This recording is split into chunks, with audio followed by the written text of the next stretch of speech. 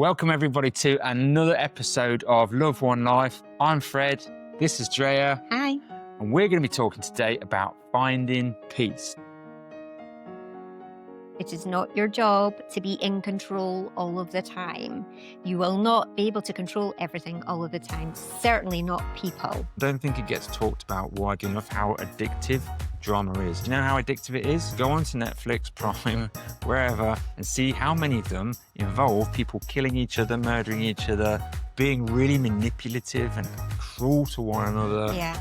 Do you know it takes so much more strength to ignore someone than to have your say, to refrain. Just cutting contact for a short period of time until you reset your boundaries. We've all got the family members that you know when you go and see them, it's like, hello, hello, hello, how are you? You get your cup of tea, you get your bit of cake or whatever it is. And then... I like cake. and then... And then... the dramas. Can you have peace whilst having drama?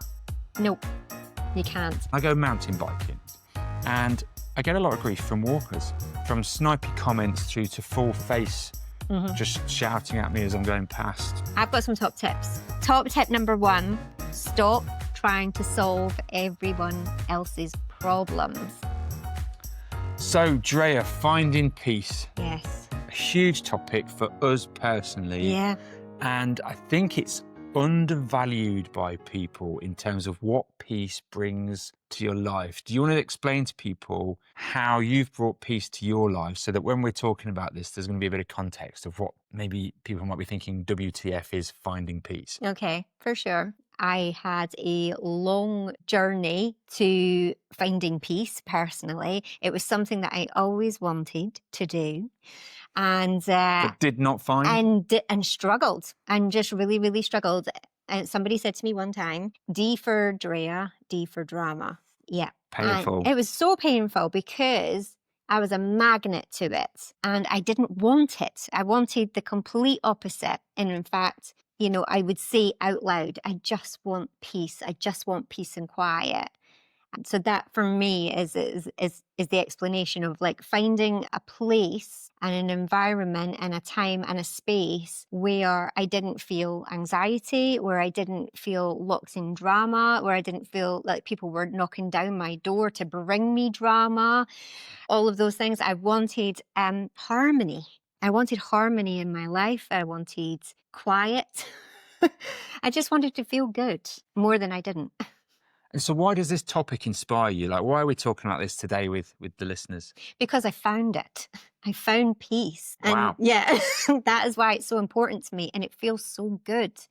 And it was a challenge and it was a struggle and it's a never ending journey, which is something we're going to go into. But so you don't choose it once? You choose it every day. You choose it every not even every day, every minute of every day, you choose peace. And we're going to go into some great situation analysis on examples. And it might be driving the car, riding your bike, walking through town. It might be dealing with your employees or employer at work. It could be dealing with family members. Yeah, friends. It's everywhere, isn't it? Everywhere, yeah. Can you have peace whilst having drama? Nope. You can't.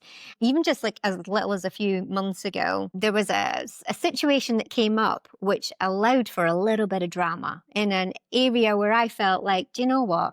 I can handle that. I can take whatever's going to come from what I'm about to do or say or think. I can handle it. But what the universe tends to do is it kicks the door wide open and you start with a little bit of drama and it chucks all the drama that you could possibly want or not want at you as well. So what I definitely found is if I'm choosing any drama, I'm going to get all the drama. What about you? Yeah, I think that's really interesting and it's a concept we've uncovered maybe over the last few years. Yeah. That it's hard to say the science behind it, but somehow you can be being dramatic in one place in your life and it comes and returns back in other places that you didn't expect Precisely it to. That. And so when you're dishing out drama, if you do think, well, I feel I need to say this thing, do this thing, yeah. which, you know, prove my point. This is the right thing to do. This justify myself. Justice, yeah. all the stuff. Yeah. Might be that you feel it in there, But the drama you're dishing out to one person is going to come back through the door in another direction Yeah. that you didn't expect. And all this other drama's arriving. And the more you choose peace everywhere, Yeah.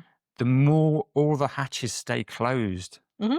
And that's been the thing. And as soon as you let yourself slip and go, I'm going to, and then, it starts feeding its way back in other directions. Maybe, you've kicked off in one area of your life and all of a sudden another area of your life just blows up in a way you didn't Give me an expect. example. Give me an example of your life where you have kind of experienced drama or given it out a little bit as well. What about biking? Yeah, I think biking is a really good one. So I go out cycling a lot and I go mountain biking. So this is cross country, up hills, down paths. And I get a lot of grief from walkers. And these are legitimate areas to cycle, I would add. I'm not going to be getting in the... I may sometimes go off piste, but I'm talking about where you can legitimately ride a bike. And it's amazing how much jip I get from walkers being on a bike, from snipey comments through to full face, just shouting at me as I'm going past, being aggressive. And bearing in mind, I'm a polite person. I smile at people, I slow down, I make my way of my presence, I ding my bell just to make sure they know. And it's amazing how much grief I've had. And I had to choose peace when I go out because I'll be going out. And if I'm expecting a bit of a, how many idiots am I going to come across this morning? Oh my God. And the next woman that stops me and says, why are you there? It's not just a woman though, is it? Wait for that one. If it was a woman, she gets the Karen comment.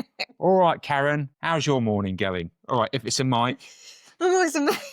All right, then Mike will have a bit of a chat. And I'd go out and then you think, do you know what? And then you come back and it ruins your ride, right? Because you're going out and you're thinking, I have a right to be on this path too. But by getting involved in their grief with you, and maybe it's because their dog's out of control. So they're shouting at their dog. You're sometimes being attacked by a dog. And they're aggressive at you being attacked by their dog. Yeah. And so you have to choose peace. And the more I go out and I try and choose peace, it means two things. One, I find I'm less likely to come across the Karens and the Mikes. Okay. And I do think the Karens outnumber the Mikes. But the second one, this is controversial. The second one is that I think if I do get the comments, I just carry on. Okay. I did have one Mike that I kept coming across over and over again, and he had these two dogs, and he was being particularly awkward and trying to block the path with his dogs when I was coming near. And this is a wide path, this is a bridle path. And I ended up having to learn to just cycle through the nettles near him so that he couldn't use his dog to block me and have an argument. Oh my goodness. That's awful, really, isn't it? These people who are like king of the world. This is their daily life. Yeah. Oh, this is somebody I can pee off. But that's a really good example of choosing peace. On the road as well is another one. I mean, I do a lot of driving when I'm out having fun and what have you, and we're just going A to B. Yeah. And we all know, you must know it, you've come across it. There's something about being behind the wheel that people can do the craziest things. You see the stuff on social media that other people do, and you think, oh my Lord, the insanity of the moment that kicks in. And these are probably quite sane people. Road rage. And you have to keep choosing peace. And that's the situation sometimes that you can keep telling yourself when something's happening and you're feeling all the trigger emotions running up and the sort of mist is coming down. You have to keep thinking, I choose peace, I choose peace, I choose peace. Do you say it like a mantra? Yeah, I do. And it does help. I'm like, calm down, Andrea. Calm down. It's late. I have a word with myself. Do you? Yeah. Well, I come back to you with many a story, don't I? But, you do. Every day. I had one just the other day, and I was going along a road and there was a roundabout and a car pulled out right in front of me. It was a big white Range Rover, as it happened. Not that I'm saying that Range Rovers are ostentatious. Here we go. But it was a big white Range Rover pulled out right in front of my car. I had to slam my brakes on, and then I just tapped my horn to say, hello. Yeah. They proceeded to drive along for about another 10, 20 yards and then slam their brakes onto a full halt on an empty road. So I'm now come to a station, I've come to a stop, and I'm thinking, okay, right, I'm going to go around them because they're obviously being awkward. So I go around them. They try and accelerate away at the same time. Fortunately, my car was quicker. I went off. And then as I'm driving away, they're flashing away. Right. This is someone that's pulled out on me, then initiated a full stop, then tried to pull away, all because their ego's flared up. Yeah. Because I've honked my horn to say, you've just pulled out in front of me. So dealing with people's egos, and we can come on to maybe in this segue now, is egos. It's a huge part of finding peace and choosing peace is knowing that you can't fix everyone. You can't fix everyone's egos, and you don't need to. You just need to live your own life. Drama is usually attached to ego. It's such a true statement. Isn't it? Yeah, because it's your identity that's offended. Yes. This is who I am. This was my right. This was Yes. my thing. You've offended me in this way. Yeah. And they're thinking, well, actually, no, and they might be having a terrible day and they just found out someone's died, or who knows what. Yeah. Ego is everything, isn't it? It is. Because if none of us have egos, we would be more apologetic and understanding. It would be a pretty peaceful place, to be fair. But there's a lot of ego, and certainly a lot of ego out in the British roads, I would say, because we do tend to travel a bit and we enjoy going on roads elsewhere. And I'd say that Britain's like one of the rudest places. It's filled with angst as well. Although this podcast is not designed to give you rage. This is supposed to help you find peace. So what I will... It's going to be a therapy session for you and me here. No, we're just going to sit here and go. And then there was this one time. I think the point, that's a really great point though, is that there is a thing I find you're referring to when we go abroad and we're driving on the other side of the road in other countries, and the level of aggression and stubbornness, ego is far lower, I find, on the continent and other places than when we come back to Britain, fly in almost straight away. There's people, they won't pull over, they won't use the lanes properly, they won't follow the highway code. No. They are aggressive, they swerve around, they do all kinds of things. Yeah. And you don't get it elsewhere. So there is a British thing about not finding peace. Guys. And so when we go into finding peace, yeah, we're going to talk more about dramas, other types of dramas. Yeah. The Brits aren't the best at it, are they? No, I don't think so. I think it's the weather. To be fair, I think it's miserable here quite a lot. I think it's cold. And I think it sets our tempers off like much faster. I think we're less patient because of it. And I think if we were in warmer, sunny climates, or that's what was here more, we'd be a bit more like, because I don't think it's quite as bad in the summer, if I'm honest, if you get some nice weather. I think you're right. I know. I think you're right. You think about a nice, hot, sunny day, people are out, they're walking, they're mingling, they're interacting with one another. Mm-hmm. And it gets to that kind of autumn time and people start feeling more ratchety and they're cold and they're tired and there's less daylight. And there's more responsibility and stuff to do because, if you approach Christmas as well, we've just got all these things to do. So our egos are going crazy because we're busy, we're cold, all of that. And I just think it lends itself to impatience, probably. Impatience from just being fed up with your life in a way of, this is not what I really want. And then letting everybody know that. Isn't it? And when we talk about then finding peace and choosing a life of peace, it can sound quite flaky. It really sounds to a lot of people. Very flaky. They see it as a kind of a weakness. Peace is weak in some people's minds, particularly in a country where we are all about ownership and rights and freedom of expression. Mm-hmm. What do you say to people when they talk to you about what it takes to find peace? I would say that it starts within, and I think you have to choose it, and it has to be something that you're willing to choose every day, because I think you've mentioned before that there are some people who want to have who enjoy the fights and they just want to break from the fight, and that's different from choosing peace. That takes us on to a really interesting thing we're going to talk about, which is other people in your life bringing you drama. So it might not be you that has the drama desire. It might be that you feel, I'm always helping everybody that seems to have a life full of drama. I'm running around after people. I'm involved in their dramas. Yeah. And we know that both ourselves and we know other people that have been sucked into other people's dramas to their own detriment. So let's look at other people's lives and talk about how to identify that someone in your life keeps bringing drama in and what can you do about it? Okay, I have had plenty of experience. I cannot begin to tell you. And this is what I was trying to say at the beginning as well, is that I've always wanted peace, but I've always been met with drama. So even in my household as I was growing up, I'm sure that both my parents won't mind me saying that there was a lot of drama. I grew up around drama. I hated it. And then as I grew with friendships, they would bring drama constantly. There would always be something going wrong, some kind of like upending in their life. And I was always wanting to help. I'm a helper. I want to help people. And the things that I realized as I went through my journey to try and find peace and to try and instill peace is that I have to decide when to help and when not to help.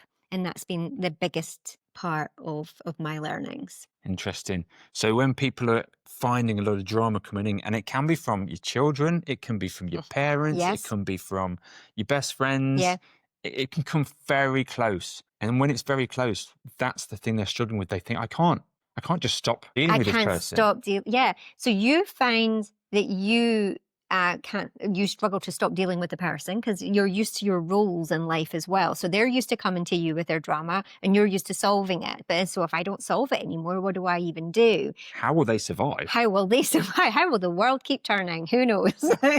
But it does, surprisingly. And then they too, they're used to the drama. And so they too don't know how to stop the drama in their own life. But again, that's not your problem to solve. It's really true. You know? Sometimes I remind people when they talk about maybe it's their son or daughter Yeah. and they have to constantly, and I call it over mummying often, Yeah. but it's over parenting Mm-hmm. to the point where they're not helping the younger person stand on their own 2 feet, normally as a Yes. young adult. And you say to them, look, if you weren't here anymore from tomorrow, you just weren't here, Yes. do you think they would cease to exist? The answer will come back, no, they would They find figure a out a way. way. They would find a way. And so you constantly being the person that bails them out isn't helping them find their way. Yeah, I mean, I would say I was even in the sauna the other day, and there was a couple of women talking about their 21-year-old daughter and the struggles that they would gone through because the daughter keeps bringing the drama. I run out of money. I don't even have a place to live now. I have, screwed this up. I've screwed that up. And they were so used to bailing them out for years and years and years. And they're like, I have to do the tough love thing now, which is what they say they used as tough love. I call it parenting. As well. That's a whole It's a whole other other thing. podcast. However, and I did chip in because I have had experience where that has been the case, where we needed to parent rather than just completely involve ourselves in the drama all of the time because there was no end to it. It was just there, there, there, there, there. And what I'd love to say is that we've taught one of our children as well how to ignore the drama as well and to stop getting into drama and to stop inviting it into their life. And they're in a much more peaceful place now as well. So like high five for that. Well done. That was hard work. It was. It really was. So there's a couple of things I want to come up with. Besides that peace is a daily choice. Yeah. That the power of ignoring drama. So sometimes you really feel I can't ignore it.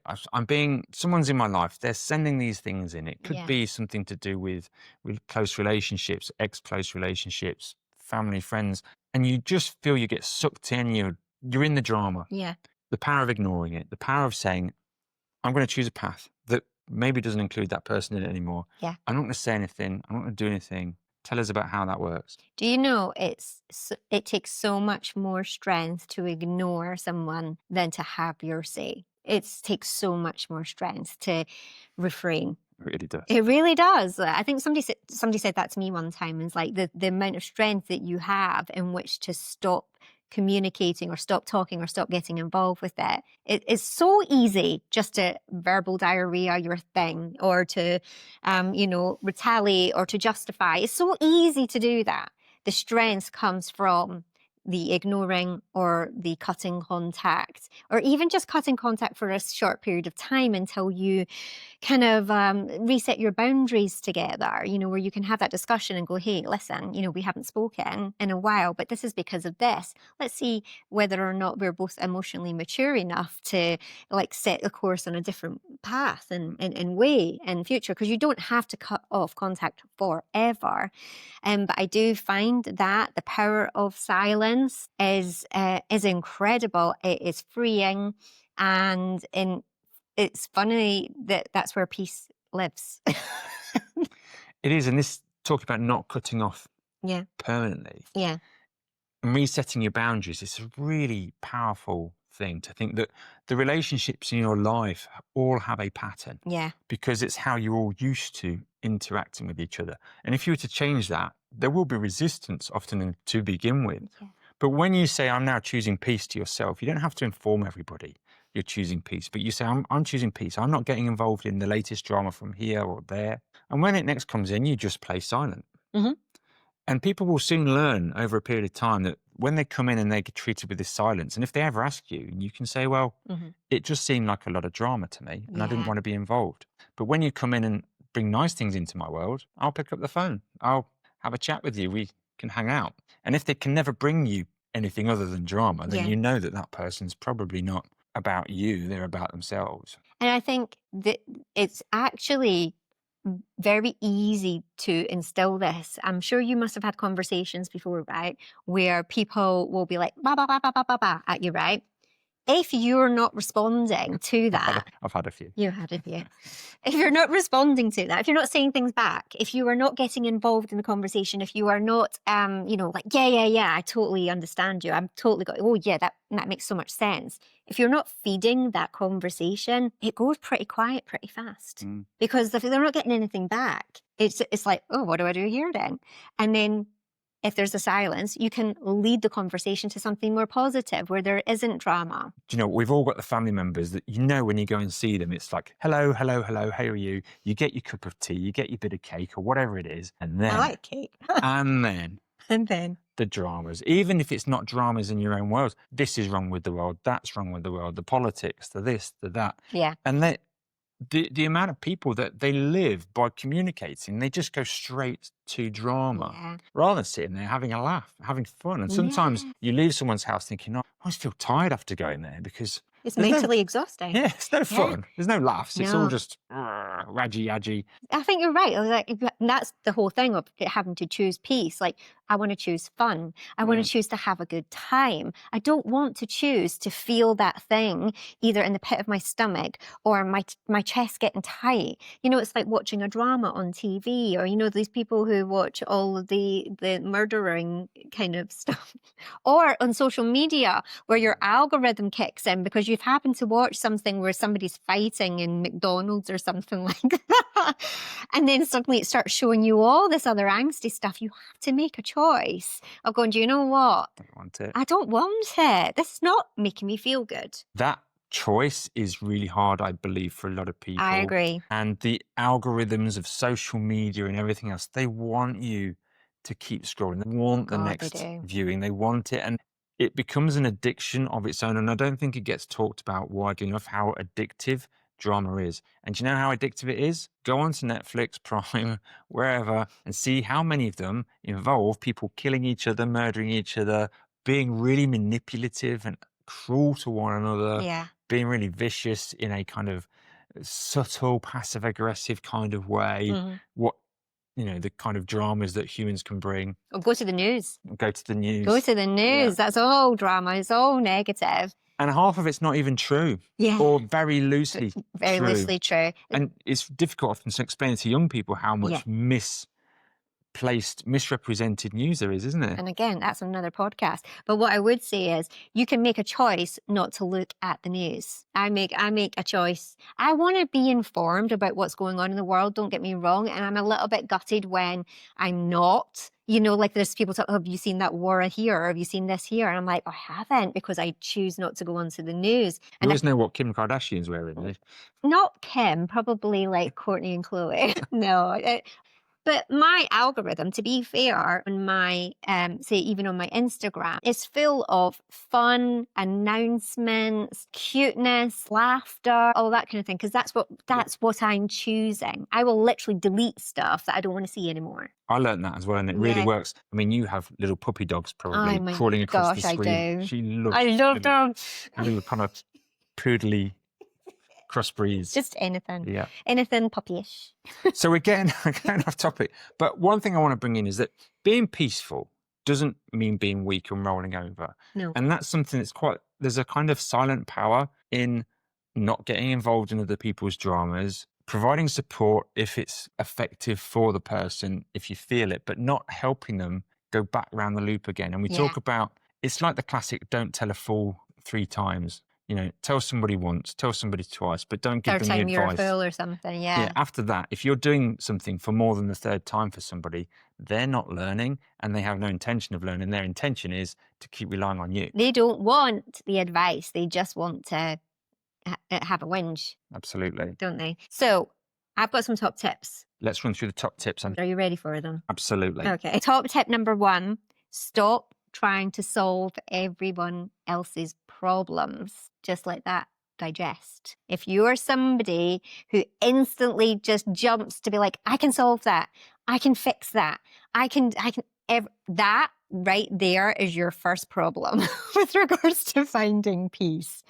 You can help them find peace, but you don't have to try and solve people's problems. You're instantly getting sucked into the drama. Agree? Absolutely. And it includes often for a lot of parents when their children are adults and they still want to jump and 1,000,000%. solve every single problem.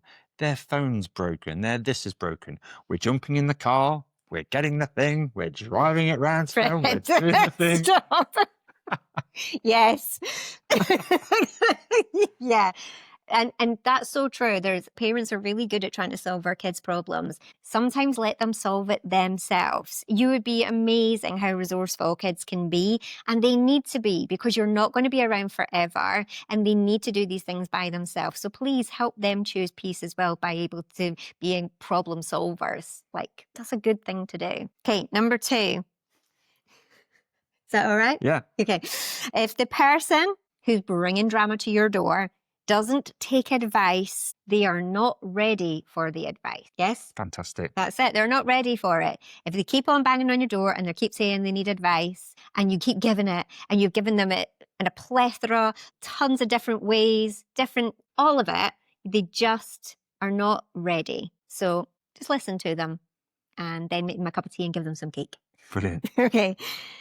Number 3, take control of the things that you can and lose the rest. It is not your job to be in control all of the time.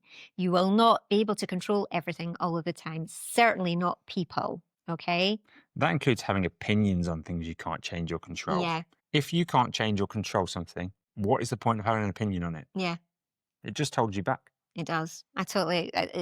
It's one of the biggest things that when anybody's having a problem, the first place I go to in my head is it because they're just trying to control something that's uncontrollable? Absolutely. And then if they'd stopped trying to do that, suddenly they'd just be much happier. I've talked to many people where they maybe angsty with their partner about something that is innate in their partner's personality. But that is their personality, right? Yeah. Why are you angsty with it? Because that's their personality. You either need to fully embrace and accept that that's who they are and that's the way they're going to behave in that situation, or you need to move on. Or you pick the wrong partner. One of those. Yeah, don't try and control them or change them. That's what you signed up for. Right. And finally for me, it's all or nothing. We touched on this. You can't choose a little drama. You have to choose peace everywhere. And I know that sounds a little bit crazy, but it's true. Yeah, in all areas of your life, with all the people in your life, if you truly want peace, you have to choose it everywhere, all of the time. Absolutely. I think that's a really great way to wrap up, that it's choosing it everywhere. So that doesn't mean you can't have lots of drama in the workplace and expect your home life to be totally calm and peaceful. You can't be really rude to family and friends and yet somehow when you're in the supermarket, everybody's getting raggy at you. There's a kind of connection there somehow, which I don't understand or cannot explain. I agree. It's a universal connection. I trust the universe that it's told me many times and it's kicked me in the ass many times to teach me that I must choose peace all the time. Absolutely. Imagine if we all did that in the world, how much more stable and peaceful would the world be? That would be so nice. On that lovely thought, I'm going to thank you very much for tuning in. We are Fred and Drea. This is Love One Life.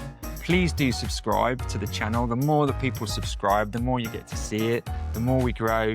And we've got so much more exciting content coming soon, so stay tuned for more. And if you think this is something that somebody else needs to hear, maybe you've got a controlling friend or family member, or maybe you just want to bring more peace to your life, feel free to share this podcast so the subliminally it might go in for them. That's a great tip. I know. Not only from our benefit of sharing it, but it is a great way of getting a message to somebody. Yeah. So share. Sharing is caring. Bye-bye. Bye.